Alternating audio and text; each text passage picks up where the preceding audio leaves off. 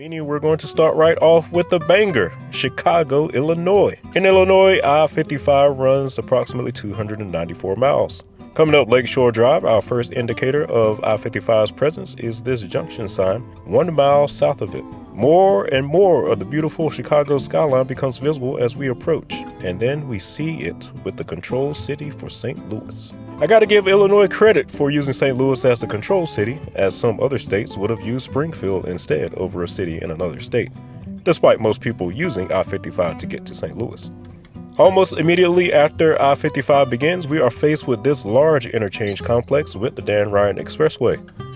It has the states of Indiana and Wisconsin listed as controlled states rather than controlled cities.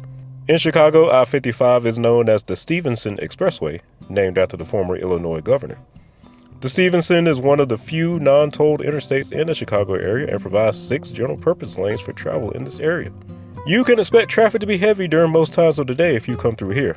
Chicago interstates are usually congested, and this one is no different. Our next major interchange is with the Tri-State Tollway, or Interstate 294. It has the same control states as the Dan Ryan, Indiana to the south, Wisconsin to the north. We are officially in suburbia at this point, as most of the urbanized part of Chicagoland is in the rear view. After this interchange, the Stevenson was renamed to the Barack Obama Presidential Expressway for the former president. Say goodbye to Cook County, because we are now in DuPage County, second most populous in the state after Cook.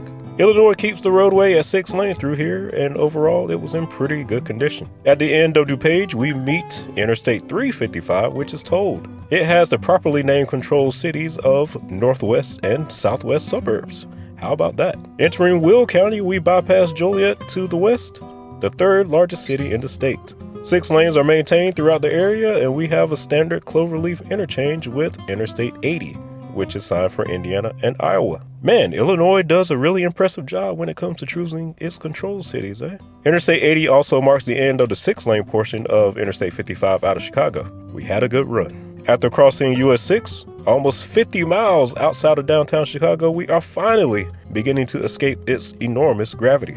This interchange with Arsenal Road is particularly interesting as it does not cross the interstate, but instead runs alongside it. Through these industrial areas of Will County, I-55 has been outfitted with Texas-style frontage roads. And now here we can say welcome to rural Illinois. After bypassing a few small towns, we reach Pontiac. Pontiac, Illinois was actually named after the same Native American war chief that Pontiac, Michigan was named for. Our next city of significance is Bloomington, home of State Farm. Like a good neighbor, State Farm is there, or so they say.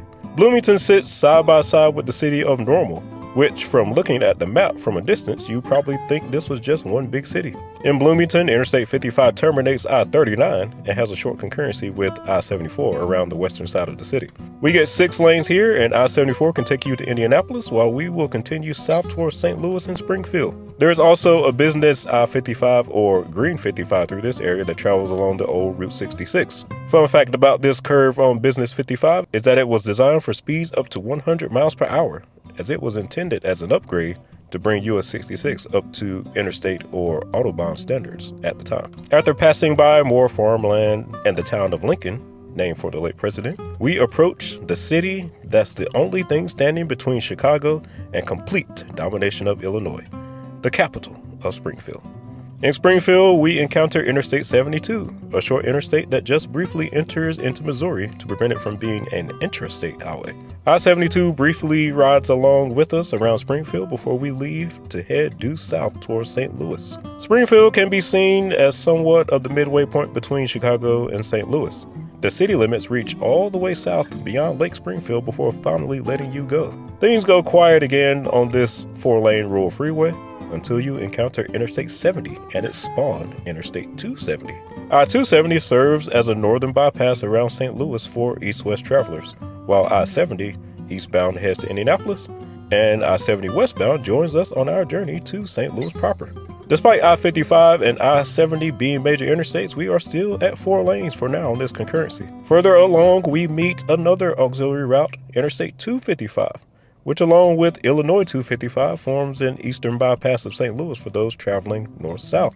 When combined with I-270, it forms a complete beltway around St. Louis. After I-255, we have our 6 lanes. However, in this area, all the goodwill that Illinois earned in the Chicago area is lost. The roadways in this area are beaten and worn into oblivion. Some of the worst you'll find on the interstate system. There are some Route 66 landmarks in the area that you should check out if that's your thing. In the suburb of East St. Louis, we meet I-64 at this giant succession of interchanges where Interstate 70 departs to the west and I-64 joins for the final crossing into St. Louis. The roadway on the interstates in East St. Louis look as bad as the condition of the city itself. This St. Louis suburb has certainly seen better days, and it's clear that Illinois has little interest in maintaining the roads out here. To soften the blow on your suspension, you are getting a nice view of the Gateway Arc and the St. Louis skyline. Crossing the mighty Mississippi, we see signage for Interstate 44 for Tulsa and Memphis, with Kansas City accessible through I-70.